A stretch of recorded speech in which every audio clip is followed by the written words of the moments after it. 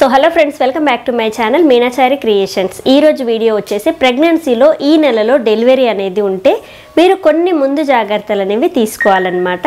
So ఈ December ending కల్లా మీ delivery అనేది ఉంటే మాత్రం కొన్ని జాగ్రత్తలు తీసుకోండి. ఈ డిసెంబర్ నెలలో ఏంటంటే మనకి ఇంకో కొద్ది రోజులైతే జనవరి 1 వస్తూ ఉంటుంది. సో ఇప్పటి నుంచి ఇంకొక 15 రోజులైతే ఈ నెల మొత్తము ఉంది.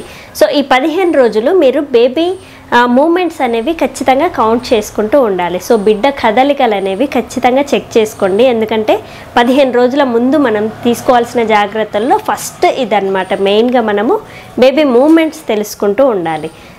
అండ్ బిడ్డ పరంగా మీరు అన్ని జాగ్రత్తలు తీసుకోండి. కొంచెం హెడేక్, నడుములు గుంజడము, ఇంకా బేబీ ఆ కిందికి దిగి ఆ తొడలన్నీ ఒత్తుకపోవడం, ఇలాంటివన్నీ ఉంటాయన్నమాట. సో ఇవన్నీ కూడా ఎక్కువగా అనిపిస్తే మీరు అలర్ట్గా ఉండాలి. ఎందుకంటే డాక్టర్ని కన్సల్ట్ అవుతూ ఉండాలి. ఏ చిన్న ప్రాబ్లం అయినా కానీ వేరే వాళ్ళని మీద డిపెండ్ అవ్వకుండా మీరు డైరెక్ట్ డాక్టర్ని అడగడానికి ట్రై చేయండి. ప్రెగ్నెన్సీలో ఇవన్నీ కూడా చాలా మంచిదన్నమాట. ఎలాంటి ఇబ్బందులు లేకుండా మనకి డాక్టర్ అయితే కరెక్ట్గా సలహా ఇస్తూ ఉంటారు.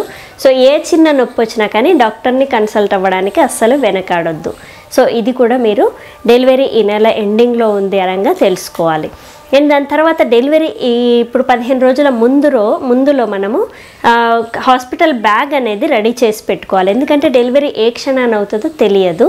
సో ఖచ్చితంగా మీరు డెలివరీ ముందు మీరు ఖచ్చితంగా హాస్పిటల్ బ్యాగ్ అనేది ఇంతకు ముందే చేసుకోవాలి. ఇక చేసుకొని వాళ్ళైతే ఇప్పుడే రెడీ చేసి పెట్టుకోండి. సో హాస్పిటల్ బ్యాగ్లో ఏమేమి చేయాలి అనేది కూడా నేను వీడియో షేర్ చేశాను రీసెంట్గా. సో అన్ని రకాలుగా ఐటమ్స్ అనేవి అందులో పెట్టుకొని హాస్పిటల్ బ్యాగ్ ప్రిపేర్ చేసుకోండి.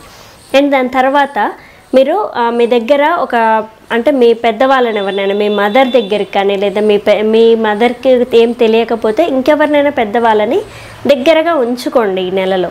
ఎందుకంటే మీ దగ్గర ఎప్పటికీ ఒకరు ఉండాలన్నమాట కాపలాగా. ఎందుకంటే బేబీ ఎప్పుడు బయటకు వచ్చేది ఎవరికి తెలియదన్నమాట. సో వాళ్ళకైతే కొన్ని సిమ్టమ్స్ తెలుస్తూ ఉంటాయి. సో చాలా జాగ్రత్తలు చెప్తూ ఉంటారు. అందుకే పెద్దవాళ్ళని కొంచెం దగ్గర ఉంచుకోవడానికి, అంటే సింగిల్గా ఉండకూడదని చెప్తున్నాను నేను.